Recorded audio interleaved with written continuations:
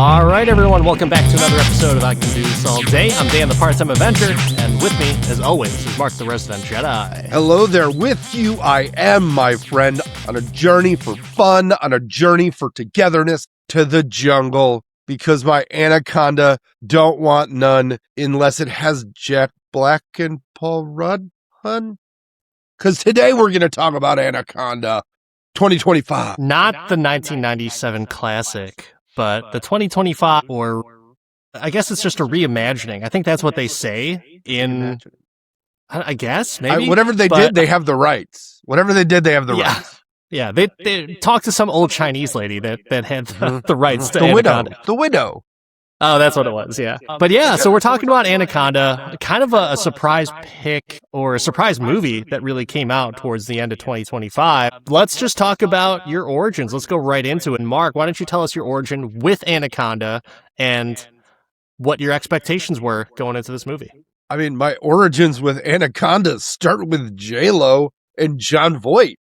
The 1997 release. At the time, I remember that was on cable all the time. Great movie. Great flick. And then when I saw that Jack Black and Paul Rudd were doing it, I was like, okay, I don't know how they're gonna, is Jack Black the chick? But then I saw the full preview and it was a reimagining. Spoilers, it's a reimagining, and we're gonna spoil this shit even more of this movie.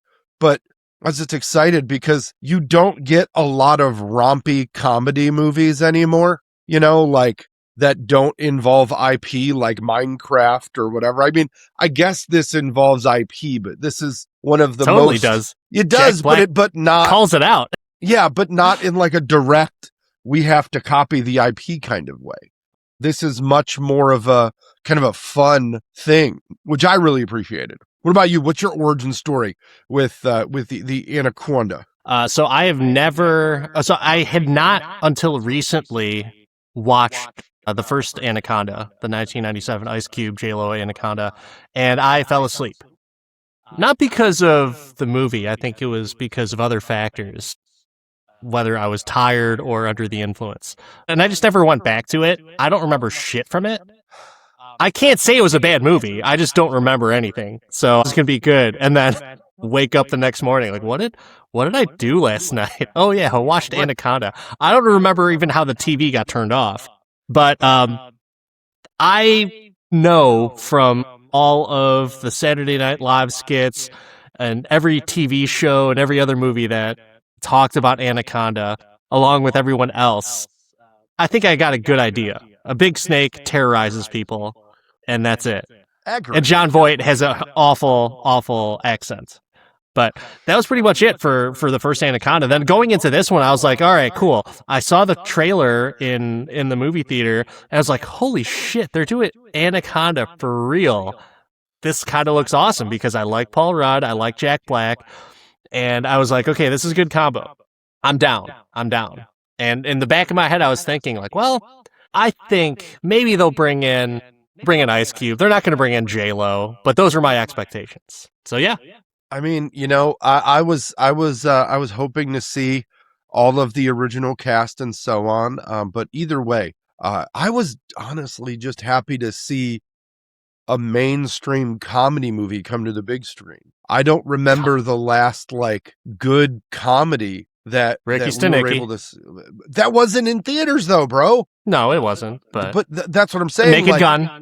Naked Gun. That was a full on like this is more of an original reimagining and a story that just happens to have the movie Anaconda in it. You could have done this with any movie. And they have done it with action, but that's what I mean. Like they haven't. I'm just saying. I liked to see something that wasn't just another version of something. Okay. Well, I will push back on that because there were three total Anaconda movies, if I'm not mistaken, and then this one. And then there was Snakes on a Plane, which was basically Anaconda in an airplane. And then there was the Snakes on a Train, which is like the B+ or C- ripoff. So I don't know. There's quite a, like, I would say it's pretty healthy in terms of whether it's parody or flattery, if you will. But Yeah. Have you ever watched any of those other ones? Snakes on a plane, yeah. I mean, who Yeah. doesn't love those motherfucking snakes on this motherfucking plane? Solid. I mean, I don't know what's better though. I don't know if Soul Plane or Snakes on a Plane is better. Both came out around the same time and both involved planes. I would probably Soul Plane was pretty fucking funny. That's what I mean. I was though. surprised. Snakes I was on a surprised. Plane was really funny too, though. Yeah. Snakes on a Plane was hilarious. The CGI is like so bad now that it just doesn't pick up. So that's the downside to me. But why don't you give the listeners your version of the plot? So you really want my version of the plot? I think that my version of the plot is group of friends kidnapped through deception, lives put at risk. Ice Cube saves the day. Did you just talk about the plot of Road Trip? Maybe I could have been. It I could don't have know. been. I don't think no, Ice Cube was in Road Trip. No, but Matt Damon was. So, or not? I'm sorry, not Matt Damon. Tom Green. So sometimes I get Matt Damon and Tom Green confused. How do you confuse Matt Damon with Tom Green? Comedic genius, wonderful actor. I don't know. Sometimes you tell me which one is which. I don't know. It's so indistinguishable. There's a large differentiation there. Yeah, no, your bum is on your head with that one, buddy. Interesting plot. It's kind of funny because it is almost like kidnapping, right? Come with us. We've got the rights to Anaconda. It's like, no, you don't. No, you fucking don't. And it just happens to be super fucking funny that the real crew is recording the real Anaconda, and they just happen to run into each other. But that's way further down. Yeah, you're jumping way ahead. Like I thought this movie started with a lot of heart. It gave you like the kids that used to make videos in their backyard and everybody was a star, and there's overt sexual tension with Teddy Newton and Paul Rudd, and then Paul Rudd Teddy went Newton? Thady. Well, I always fuck up her name. I fuck up everybody's name. That's the charm of this podcast. We've talked about. I know. This I was just like, I'm not gonna let this one slide. Let's see. What? Who? Where? What? Yeah. No. But yeah. I mean, it does have some heart. I don't know. I used to do that type of stuff when I was younger, like make silly movies and commercials. I remember this one commercial I did where like a bunch of people were sleeping over, and for some reason like if you had a camera, like an actual video camera, you're just going to record stupid shit, Did you ever do any of that nice kids camera work? I did not. There was no kids camera work for me. You missed out. No, I did. I wasn't a cool kid. They made me play outside, or I take a Game Boy with me and I just sit. Yeah, no, none of that. But I do appreciate the fact that you did. And I appreciate the fact that this movie kind of harkens back to, somebody that had a passion for something that got driven down a path that does not fill their cup. It harkens to the adult situation of, I'm in a job because it pays the bills and it's stable, but it's not fun and it doesn't fulfill me. But, I think that's a standard millennial response to many things, right? Is, I really wanted the job that made me happy. Not that my job doesn't make me happy and not that your job doesn't make you happy, but it's it is a really interesting trope to open up to, and, is aimed at those older folks like us that are watching it, that remember the original Anaconda. I mean, this movie is so meta.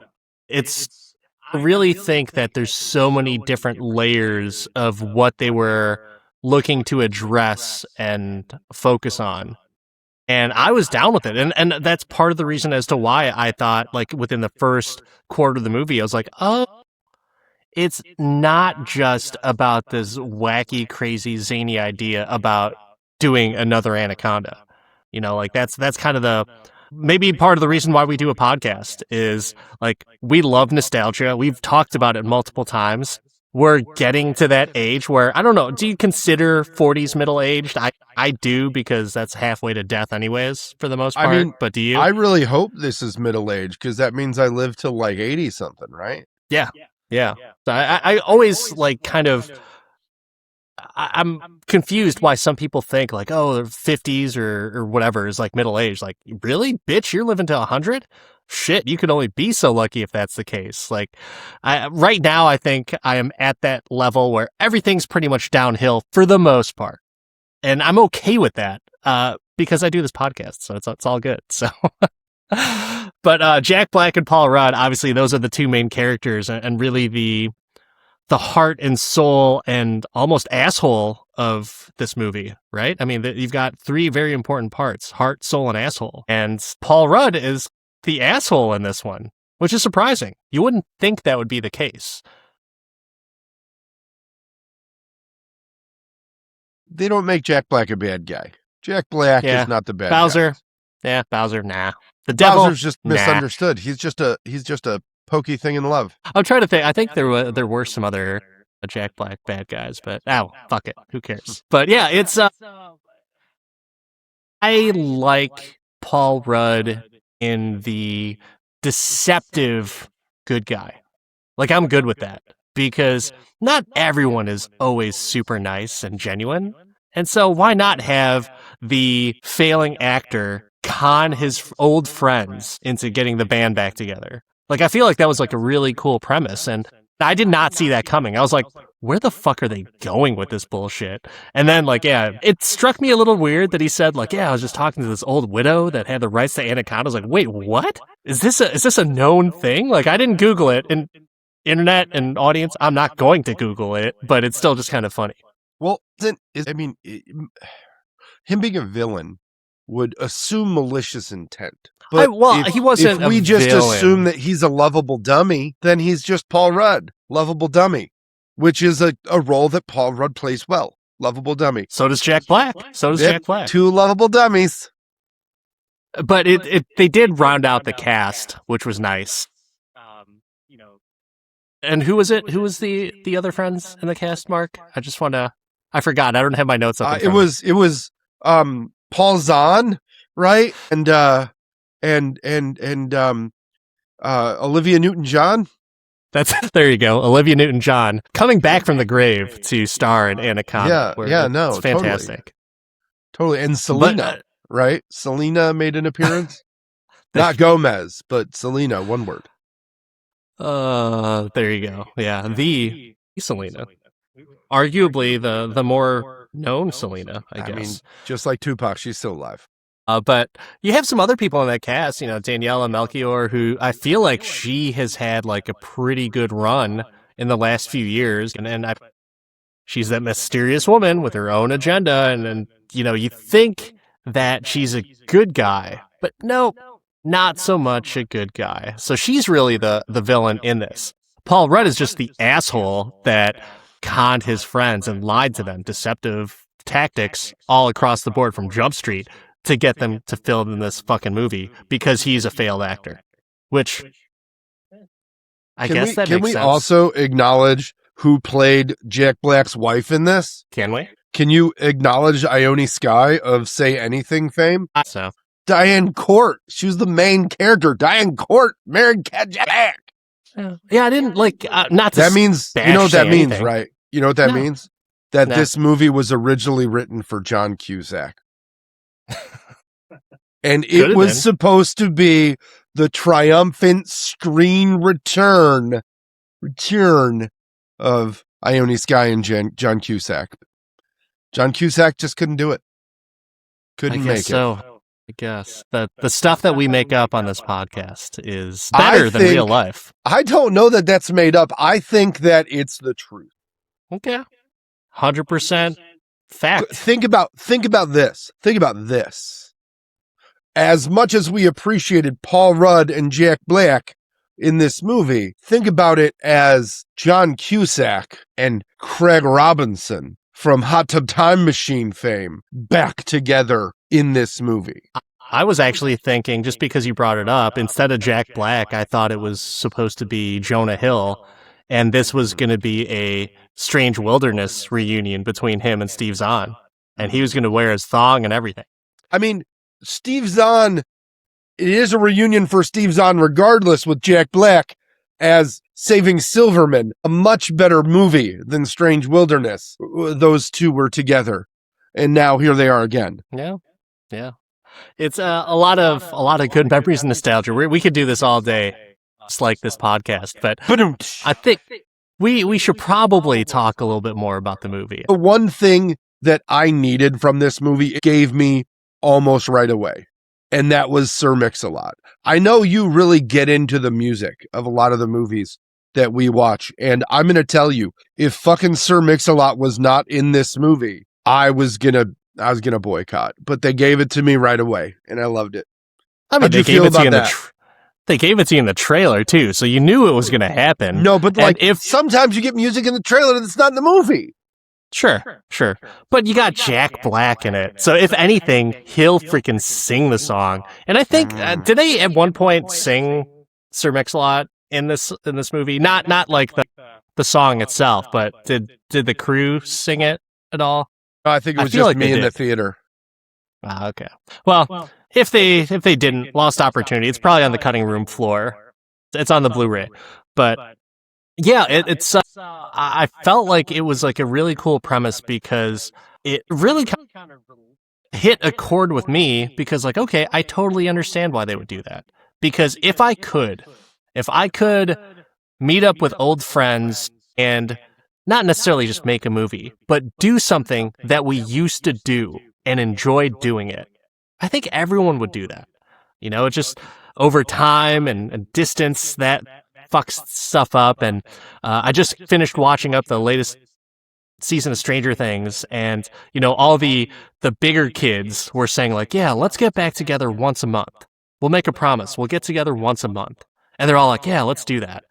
We all know they're not going to make it back together once a month. Something's going to happen. Someone's going to bail. Someone's just going to not pick up their phone. That's just life.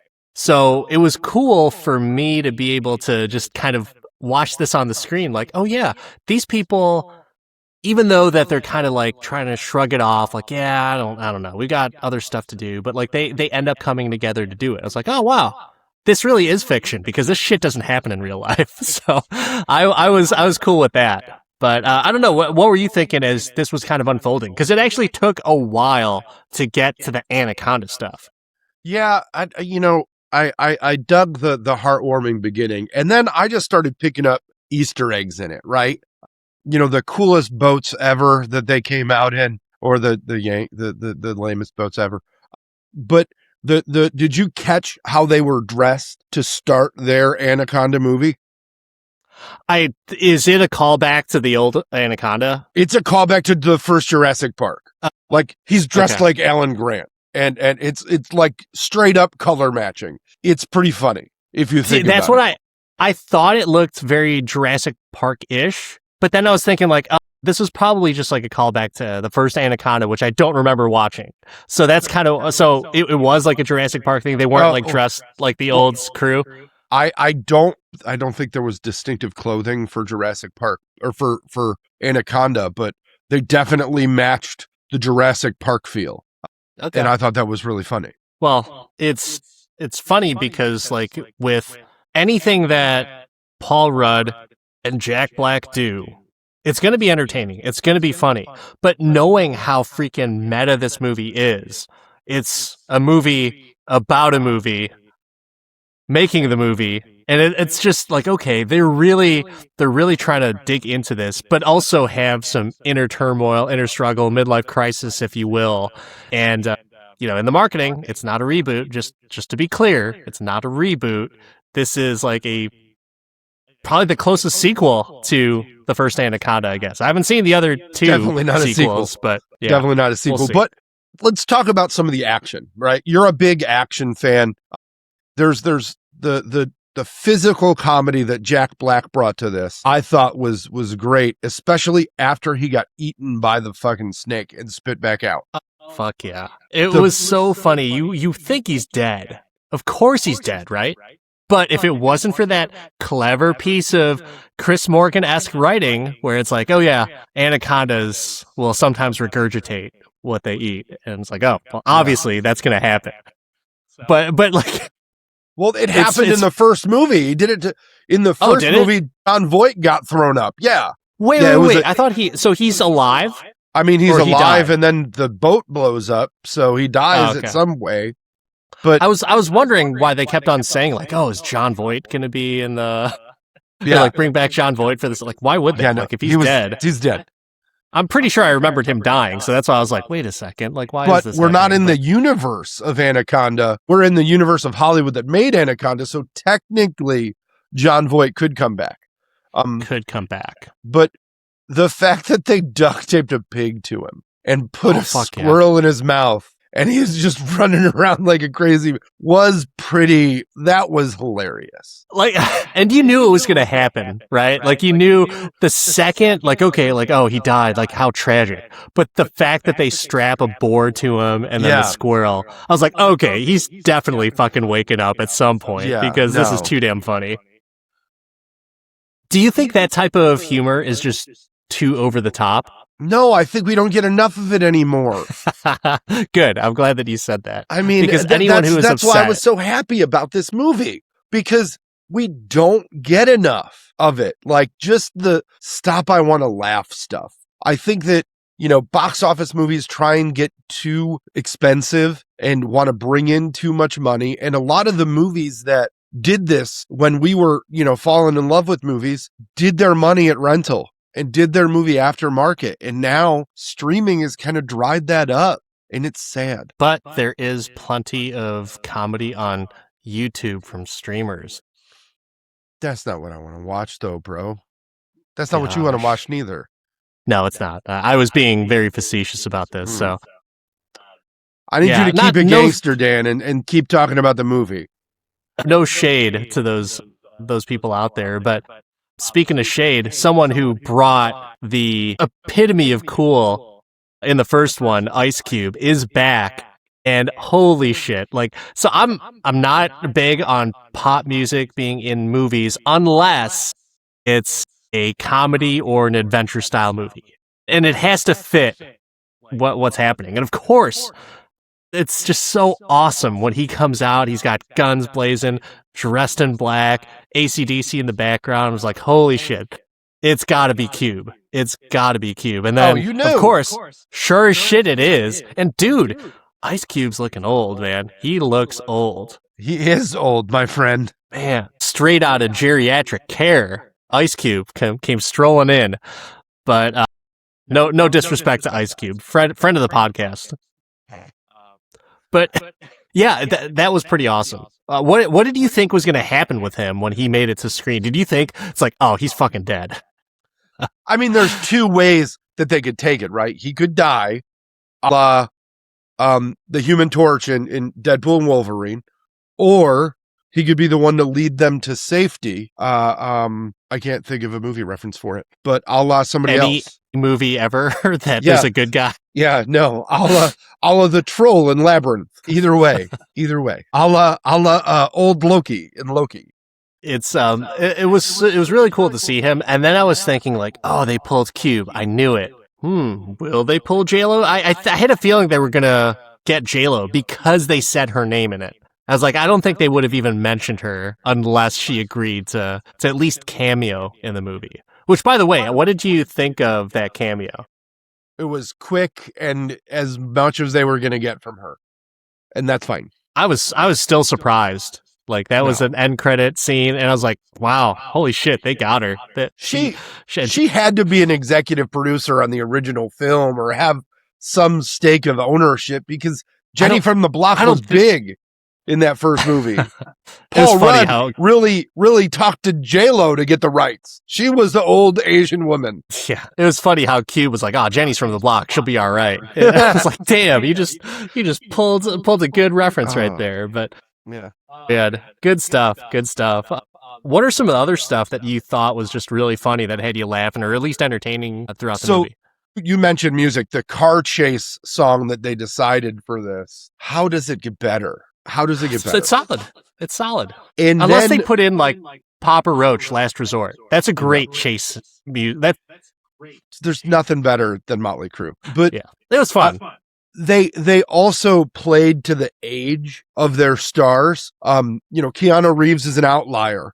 And other than Jack Black running with something taped to his back, there's not a lot of like deep stunts these guys are going to be able to do with a CGI snake. But if you just put them on a golf cart track and make them go through like a Universal Studios ride, serves as the action scene, and there's no stunt people involved because they're just on a golf cart. I'm on my side by side. The snake's going to get me. I thought that was kind of a brilliant way to drive literally and figuratively the scene through, is just, make it just whatever. Make it fun. That was definitely the goal for, I think, everything for this movie. Even just the dialogue on the boat was just meant for fun. And there's very, very few slow parts to this movie, I would think. Like, yeah, you got some of the stuff on the boat, but it's like nonstop quips, in my opinion. Like, maybe not like Naked Gun style quips, but there's enough to chuckle like every 10 seconds, whether it's Jack Black making a weird face or just being super eccentric, or just Paul Rudd's ridiculous analysis of Anaconda and how the movie should be done and everything. It was just really, really solid. It's nerds talking about what they like to talk about, and maybe that's why I relate to it. I don't know. I mean, it very well could be. Nerds love nerds. But it just made it fun. You got the cameos. It did the thing you wanted it to do, and it didn't try and do more. It gave each one of the characters their own little track. It's not The Hangover, but it's not far away. And I think that it brought together a duo of a group of actors, a quad pod of actors that, by the end of it, you just kind of enjoyed that they were together. I thought that Steve Zahn's character was fucking great. The fact that he's like the group fuck up was wonderful, because they really pulled a realistic group of friends. Like, they must have done some type of case study or just talk to each other like, hey, let's keep this real. So who's going to be the fucking asshole of the group? No. Who's going to be the person that is just the complete disappointment each and every time, but we still accept them back into the circle? I mean, bro, I don't think that they did research. I think that everybody has those friends.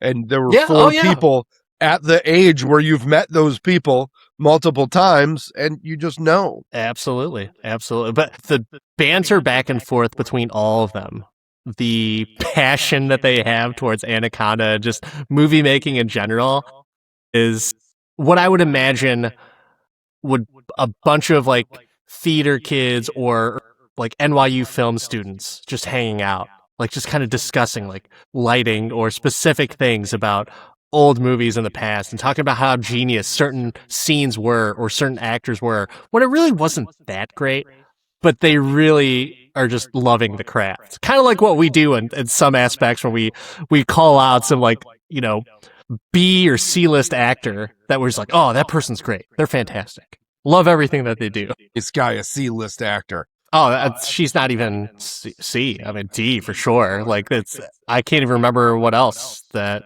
has made an impact from. Yeah, that's just me though. You're horrible. Just the worst. No, just telling the truth. Man, speaking of the worst, that really Martha'd me. But was there anything in this movie that Martha'd you? No, nothing Martha'd me. As a matter of fact, I can only do the opposite.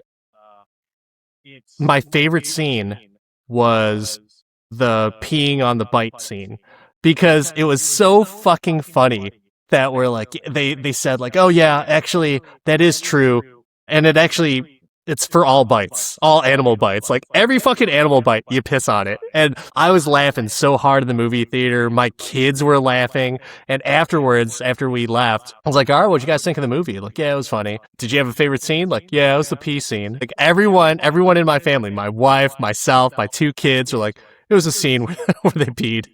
Oh, man. What about you? Anything Martha you? The only thing that Martha'd me is they did not get Jon Voight in this movie. Of all of the people associated with the first Anaconda, the one you'd assume would be the easiest to get to show up for something is Jon Voight. It would have been cool if they just had Jon Voight as like the same character, but they just happened to run into him and he was just like, "Hey, you really familiar?" But they play it as if they can't place him, but it's totally the same character that he played in Anaconda. That would have been great to me. No, but yeah, you know I what totally would've get it. That I get a better solution, right? Because if they don't want John Voight for whatever reasons, that he's old and crazy and whatever, who always gets mistaken for, who do you mix up John Voight with? Who could you have put into this movie and they're kind of interchangeable, except one of them has a very distinct speech pattern? That's right, Christopher Walken. And we know Christopher Walken can do crazy comedy too. So just saying, you could have put Christopher Walken in, and anybody could have been like, is that John Voight? Is that not John Voight? What? I don't think Christopher Walken looks anything like John Voight, nor have I ever been confused about Christopher Walken and John Voight. But not to say that he couldn't have done a great job. But yeah, so it bothered you that much that he wasn't in it, huh? You got J-Lo, and you didn't get John Voight. You've got to think that Jenny from the Block's the hardest get there. It's true. Very true. Anything else that was either like really great or even just like middling that you want to bring up? No. I think that with a movie that is meant to be a farce, you can suspend reality for so much of it that it's okay. Nothing weird did not like negatively impacted the plot. Nothing, it's fine. And everything was good and it was funny. And that's all I needed. It's nice to have a good laugh. What did you think about the twist with Daniela Melchior's character? I don't think I cared enough. I wasn't bought into her. Like, I didn't have an emotional attachment to her character at all. And I just was like, whatever. Yeah. What did you think? What was your opinion there? I like her in anything that I watch. So I'm always kind of hoping that there are going to be at least interesting scenes. So it is kind of funny. I like the fact that it goes from what the original vision was to all of a sudden she's the main character in the movie now and she's the badass. And then surprise, she's actually the person that they shouldn't be hanging out with. And all those people that are hunting her are actually the good people. So I'd like that type of twist. It was unnecessary, but I like that they wanted to add like a layer of depth there for depth's sake. It's an interesting movie to say the least. But since we're kind of talking about the interest of this movie, I'm kind of curious about what your interest in this movie is. Mark, when it comes to Anaconda 2025, can you do this all day? So I'm gonna say it in this way. I enjoyed the movie. I think that it was well done. I loved the actors in it. I thought it was funny. Is it something I'm going to reach for on a regular basis? Probably not. I don't think this is better than the funny movies I reach for in most cases, but I think it's good. I'm glad I went to see it, but I cannot do it all day. I can't put it in the rotation. And I know that disappoints many people, but the hypocrisy is strong here. And speaking of the hypocrisy, and I have the same question to ask to you. When it comes to Anaconda 2025, can you do this all day? I had a lot of fun in this movie. And to give you some kudos as well, like it's when you were talking about it before, there's things that you're like, it's fine. This movie's fine. It didn't bother me. I didn't care too much about this. And so while I was watching this with my family in the holiday season, because when it's Christmas time, what do you go see in the movie theaters? You go see Anaconda, right? So that's what you go see. I was expecting a good time. I got a good time. And it was a pleasant surprise at how they wanted to do the depth of this movie, because they could have just made an all-out laugh fest, just like Naked Gun, right? Just go gag after gag and bit after bit. But they did have some depth to it, to where it's like, okay, there's actually a story that's happening. Is it super crucial that there's this fucking killer giant anaconda? No, it just happens to be there, but there's a lot of stuff that goes into it. So I appreciated the fact that it's a group of friends trying to kind of re-spark their interest in life. Not even just movies, but like in life. That's what it was to me. And so I kind of like seeing that, because it's like, yeah, we're at that age of where I'm sure people are kind of burnt out from working their jobs. And I'm sure I enjoy working my job, but at the same time, I'm sure that just like myself, there's other people out there that probably sit back after a day of work, whether it was a good day or a bad day, and just think like, yeah, you know what? It'd be just kind of cool to hang out with friends and just like make a stupid fucking movie or just have a fun night out. You know, like that's kind of what it is. And that's what they did. They had a fun night out for an extended period of time, got into a bunch of shenanigans, and it was like a nice circle of friends that they had to where it's like, okay, there's the fuck up, there's the asshole, there's the love interest, there's the person that kind of wants to disassociate himself from his past self but ends up coming back. So it's all good. There's depth there. So for that alone, I would say it's something that I would recommend to someone just because of our age range. But when it comes to the movie, can I do it all day? I'll say yeah. It's got some fun music. It's got some fun scenes. It's got some laughter. And there's no tear-jerking scenes in there. But hey, there's a scene where someone gets peed on in a hilarious fashion. So for that, I'm sold. I can do this all day. Dan really likes his pee-pee movies. Yeah. Who would have thought? Who would have thought? Shocking. Oh, gosh. Well, that is it. We have talked about Anaconda, a movie that we never thought would be made. But here we are, 2026, Anaconda, released in 2025, but who gives a shit? That wraps it up for another episode of the I Can Do This All Day podcast. I am Dan, the part-time Avenger, and with me is Mark, the Resident Jedi. Don't forget, y'all, it's a new year and time for some new reviews, some new likes, some new follows, some new downloads. Recommend us to your friends and recommend what you'd like to see us talk about. While we've gained the joy of nostalgia from Anaconda, we also love to do our retro rewinds, our rewatches, visit movies that we haven't seen before. So we're down to talk about what you want to hear about, and you can expect us to touch on all the new good stuff coming out. Not the bad stuff, though. None of the shit. Hopefully only the good stuff. That's our rule in 2025. No more stinkers. But at I Can Do This All Day podcast on all the socials. Let's go. Mark's going to touch all the good stuff this year. So we'll see you next time, everyone. Buddy.